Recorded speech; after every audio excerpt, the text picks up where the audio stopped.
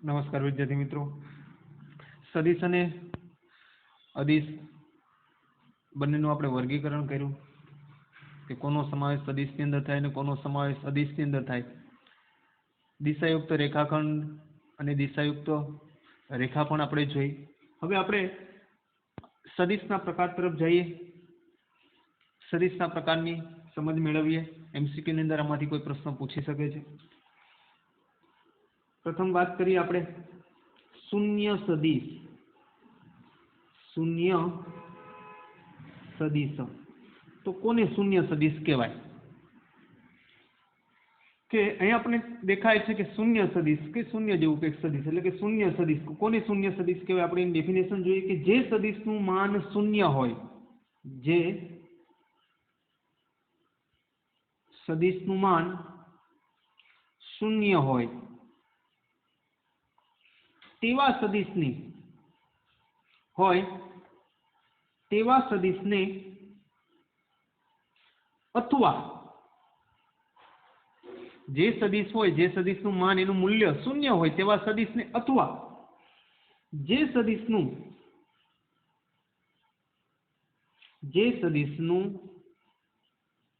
आरंभ बिंदु अने अंतिम बिंदु समझो बराबर, अंतिम बिंदु एक ज होय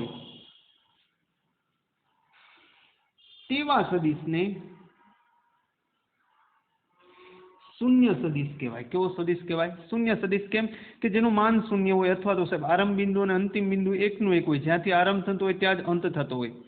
मान तो त्यारे ज मळे के आरंभ बिंदु अने अंतिम बिंदुनुं आपणे साहेब एनुं मूल्य मेळवीए छीए अंतरसूत्र द्वारा, पण एकना एक बिंदुमां आरंभ होय ने एना ज बिंदुमां अंत थतो होय तो तेवा सदिश होय तेवा सदिशने शून्य सदिश कहेवाय।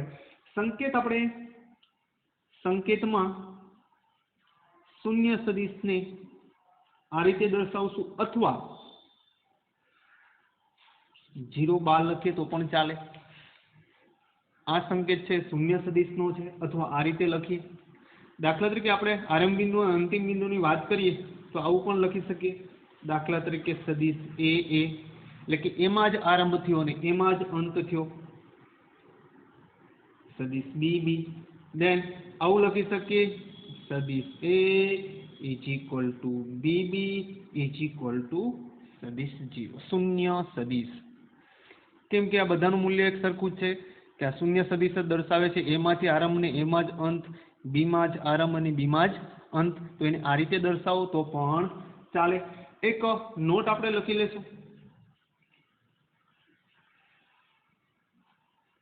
नोट एवी है कि शून्य सदिश जे छे शून्य सदिश साथे कोई चौक्कस दिशा संगत करी शकाती नहीं। चौक्कस दिशा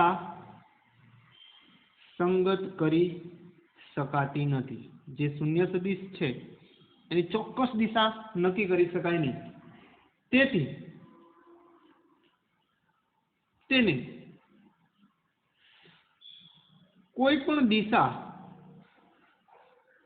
छे तेम विचारी शकाय। शून्य सदिशनी दिशा छे पण कई दिशा छे ते चोक्कस कही शकाय नहीं, केम के शून्य सदिश आरंभ पण त्यां अने अंत पण त्यां, एटले कई दिशामां छे नक्की करी शकाय नहीं। तो के दिशा संगत करी शकाती नहीं अने कई दिशा छे, पण हाँ आपणे एवुं विचारी शकीए कोई पण दिशा छे तेम आपणे विचारी शकीए।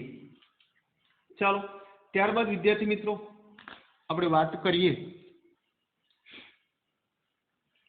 एकम सदिश शून्य सदिश बाद आपणे विचारणा करीए एकम सदिशनी।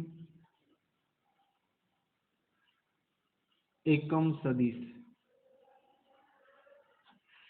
एकम सदिश कोने कहेवाय? व्याख्या जोईए आपणे कि जे सदिशनुं मान मूल्य जे सदिशनुं मान एक एकम होय। केटलुं एकम? एक एकम होय तेवा सदिशने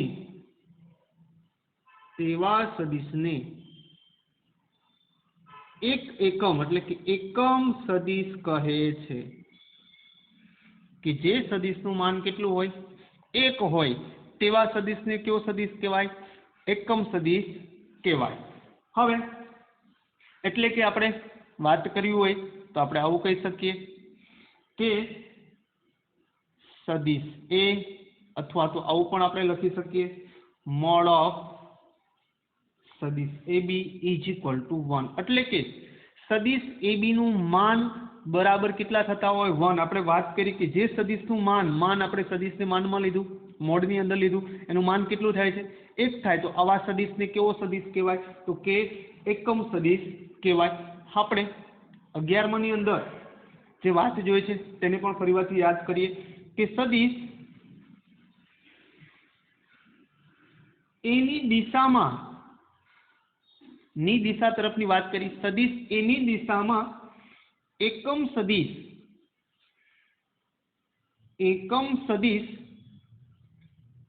એ કેપ સદિશ એ કેરેટ વચાય અને શું વચાય, સદિશ એનો કેરેટ।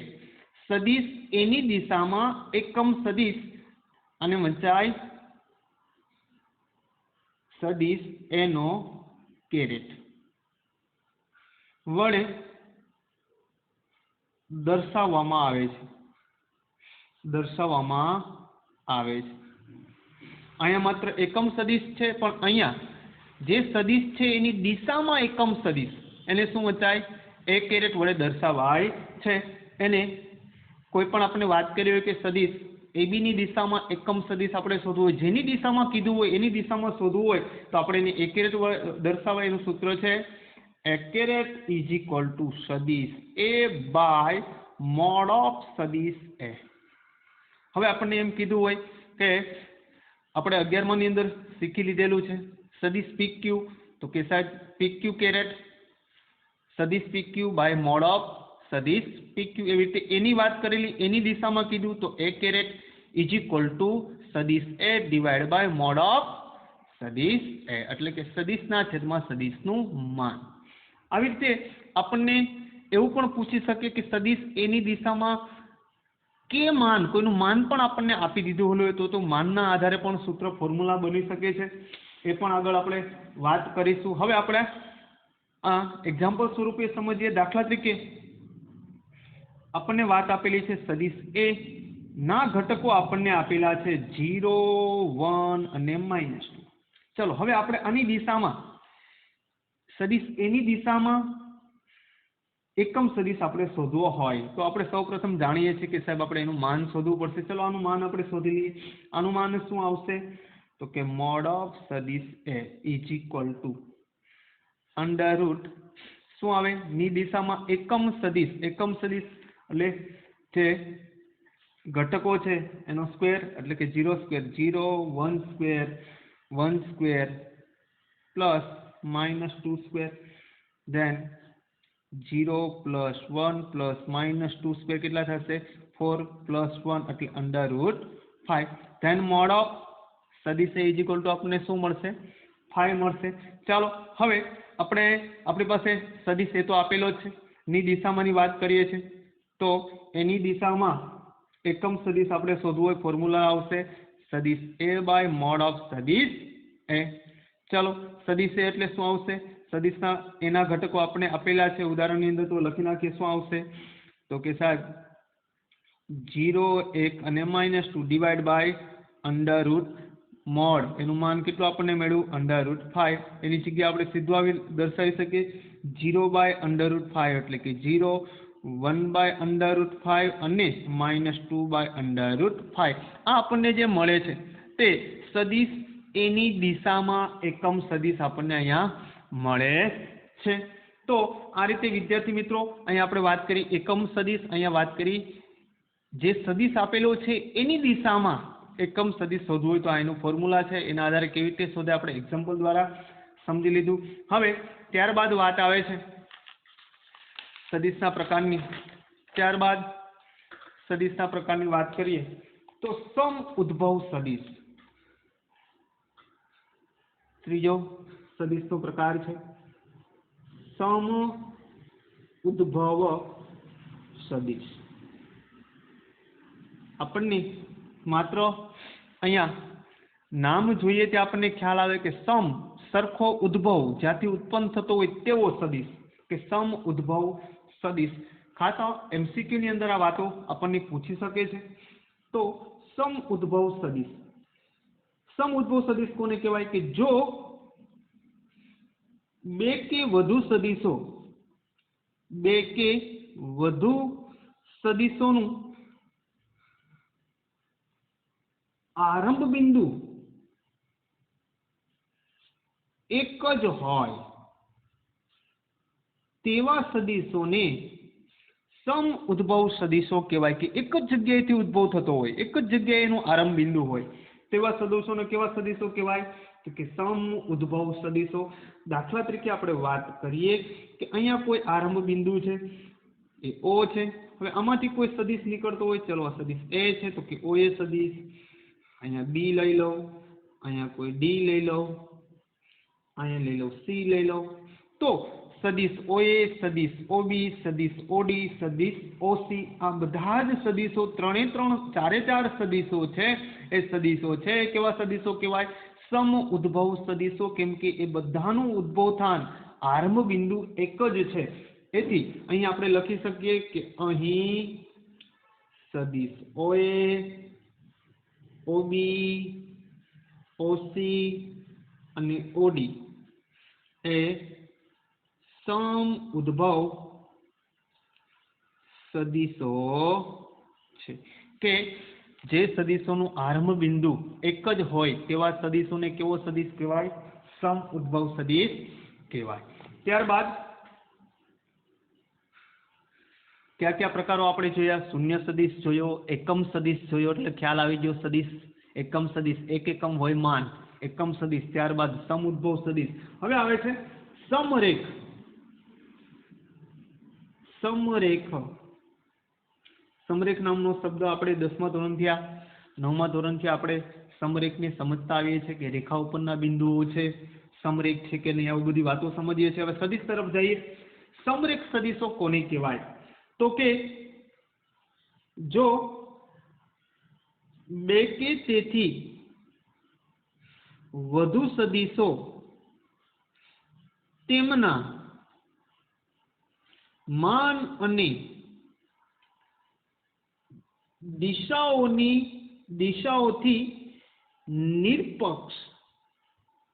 निरपेक्ष रीते एक ज रेखाने समांतर होय, एक ज रेखाने समांतर होय तो ते सदिशो छे ते सदिशो समरेख सदिशो छे। बराबर वातने समझिए कि जो बे के तेथी वधु सदिशो तेमना मान अने दिशाओथी निरपेक्ष रीते एक ज कोई रेखाने समांतर होय, कोई एक ज रेखाने समांतर होय, मान अने दिशाओथी निरपेक्ष। એટલે આપણે આકૃતિ દ્વારા સમજીએ તો આપણને વધારે ખ્યાલ આવશે। ચાલો દાખલા તરીકે મેં વાત કરું,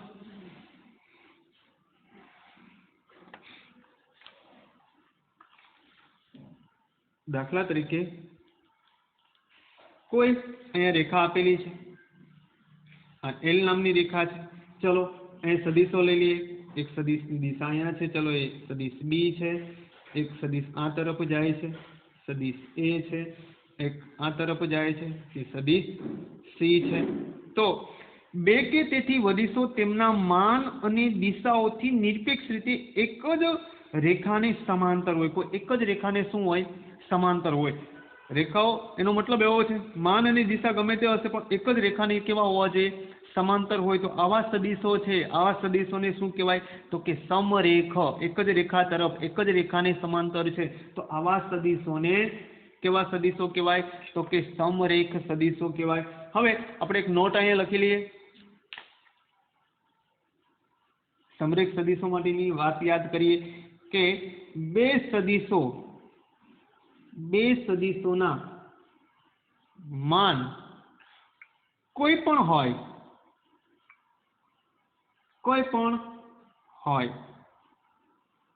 अने दिशा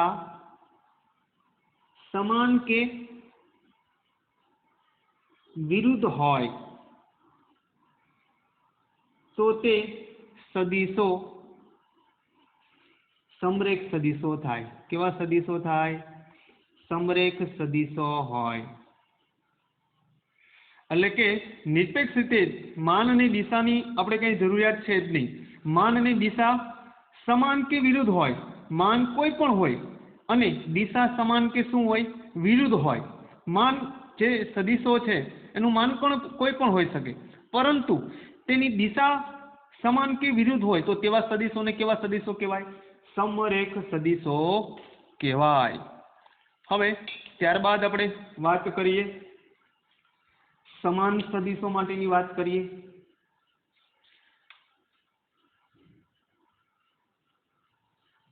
સમાન સદિશો કોને સમાન સદિશો કહેવાય? તો કે જો બે સદિશો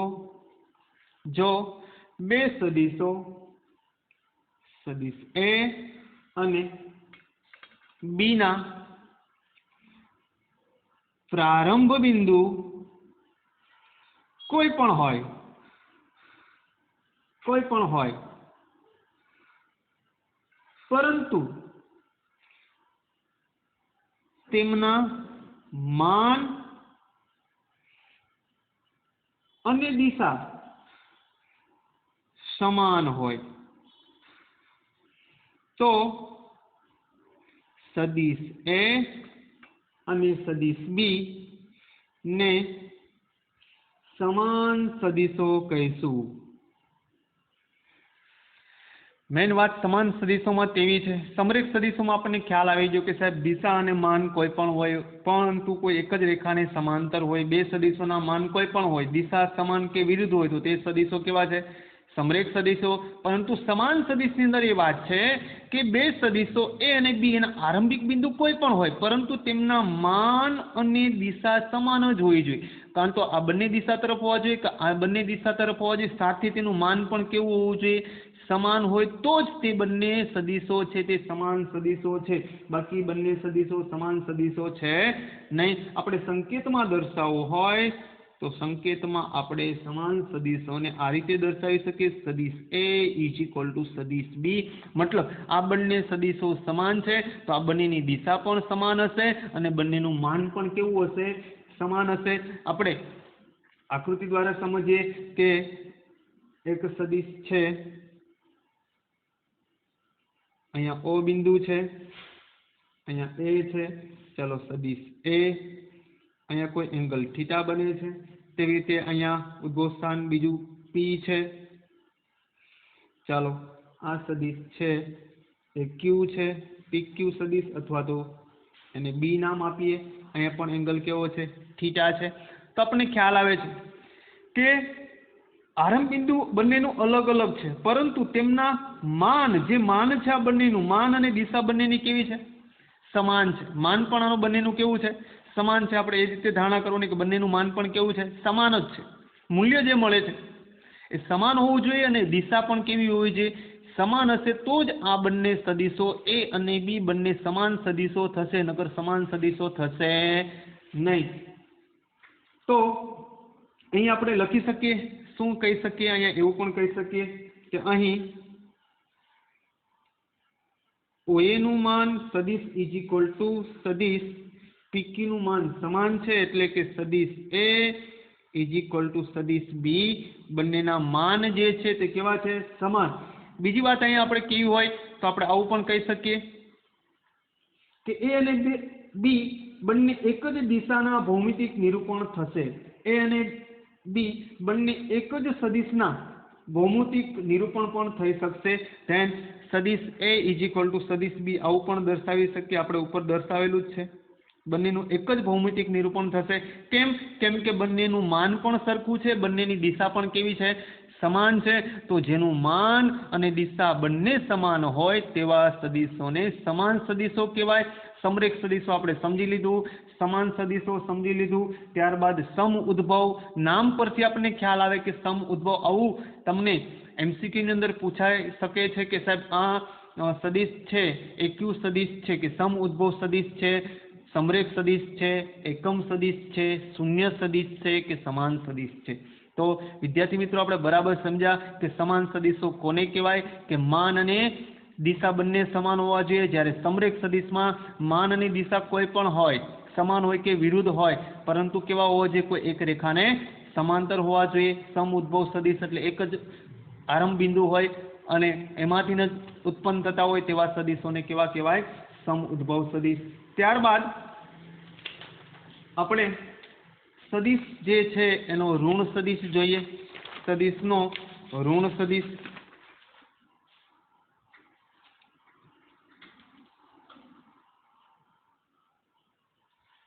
સદિશનો ઋણ સદિશ.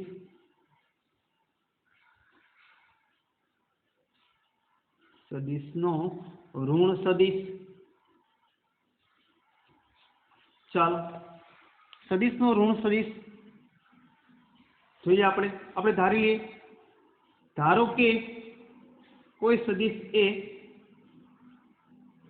આપેલ સદિશ છે.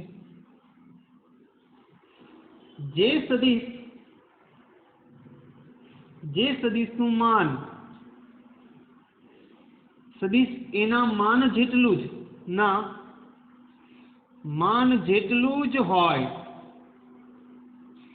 પરંતુ તેની દિશા સદિશ એની દિશાની વિરુદ્ધ દિશા હોય તો સદિશ એનો ઋણ સદિશ આ રીતે દર્શાવાય છે કે કોઈ આપણને સદિશ એ આપેલો છે, તો એ સદિશ જે સદિશનું માન આપેલ સદિશના માન જેટલું જ હોય, માન બંનેનું સરખું હોય, પરંતુ દિશા જે છે એ કેવી હોય? આ સદિશની જે દિશા હશે એનાથી કેવી હોવી જોઈએ? વિરુદ્ધ દિશા હોય. તો જે સદિશ છે તેનો ઋણ સદિશને શું દર્શાવે છે? આગળ કેવું લાગી જશે? માઇનસ સદિશ એ વડે દર્શાવાય છે. સંકેત છે એનો આપેલ સદિશના ઋણ સદિશનો સંકેત છે માઇનસ સદિશ એ. આ બંને સદિશનું માન કેવું હશે? સરખું, પરંતુ દિશા કેવી હશે? અલગ અલગ હશે.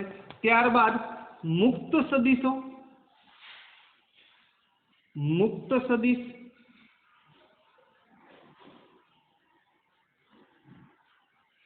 મુક્ત સદિશ.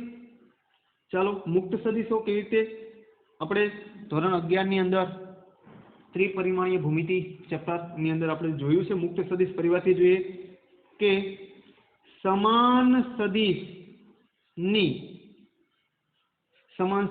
કોને સમાન સદિશો કહેવાય? કે સાહેબ બંનેનું માન પણ સરખું હોવું જોઈએ અને દિશા પણ કેવી હોવી જોઈએ? સમાન હોવી જોઈએ, તો તેને સમાન સદિશો કહેવાય. સમાન સદિશની વ્યાખ્યા પરથી સ્પષ્ટ છે કે માન અને દિશા બદલ્યા વગર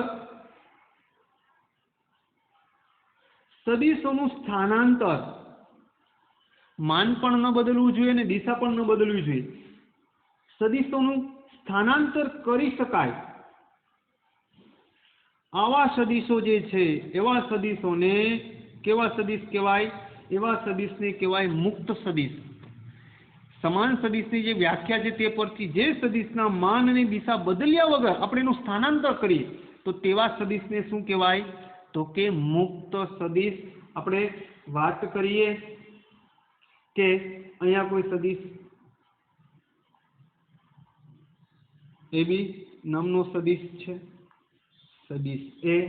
ચાલો હવે આ સદિશની માન અને દિશા બદલવાની નથી, તો એવો બીજો સદિશ આવે છે, એનું નામ આપી દો ચલો સદિશ PQ. પરંતુ એ સદિશ છે કોણ? એ જ છે. તેવી રીતે અહીંથી ઉદ્ભવ સ્થાન, અહીંયા આ દર્શાવી દો, અહીંયા M દર્શાવી દો. આ પણ કોણ છે? એચ છે।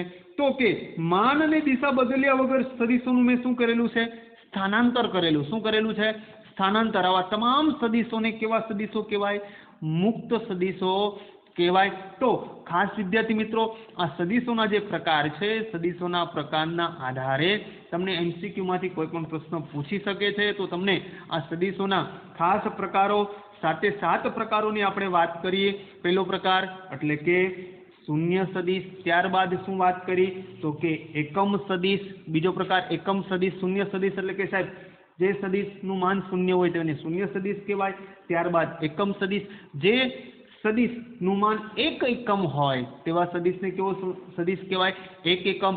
સાથે સાથે જે સદીશ આપેલું એની દિશામાં એકમ સદીશનું ઉદાહરણ સાથે આપણે વાત કરી, તમે આગળ જોઈ જો તો તમને ખ્યાલ આવશે। ત્યારબાદ આપણે ત્રીજી વાત કરી સમ ઉદ્ભવ સદીશ, કે સમ ઉદ્ભવ સદીશ એટલે કે સાહેબ ઉદ્ભવ સ્થાન એક હોય, ત્યાંથી જ બધા સદીશો ઉદ્ભવતા હોય તેને સમ ઉદ્ભવ સદીશ કહેવાય। સમરેખ સદીશો, તો કે સાહેબ દિશા અને માન કોઈ પણ હોય, સમાન હોય કે વિરુદ્ધ હોય, પરંતુ કોઈ એક જ રેખા છે એને સમાંતર હોય તેવા સદીશો કેવા કહેવાય? તો કે સમરેખ સદીશો। ત્યારબાદ સમાન સદીશોની બંને સદીશના માન અને દિશા બંને કેવા હોય? સમાન જ હોવા જોઈએ, તો તેને સમાન સદીશો કહેવાય। ત્યારબાદ 6થા નંબર પર સદીશનો ઋણ સદીશ, તો કે માઇનસ હોય, અને દિશા માન ગમે તે હોય, માન એના જેટલું જ હોવું જોઈએ, પરંતુ દિશા એનાથી કેવી હોવી જોઈએ? વિરુદ્ધ હોય તેવા સદીશને શું કહેવાય? આપેલ સદીશનો ઋણ સદીશ કહેવાય। પછી મુક્ત સદીશો, કે સાહેબ દિશા અને માનને બદલવું નથી, માત્ર શું કરવું છે આપણે? સ્થાનાંતર। તો આવા સદીશોને કેવા સદીશો કહેવાય? મુક્ત સદીશો।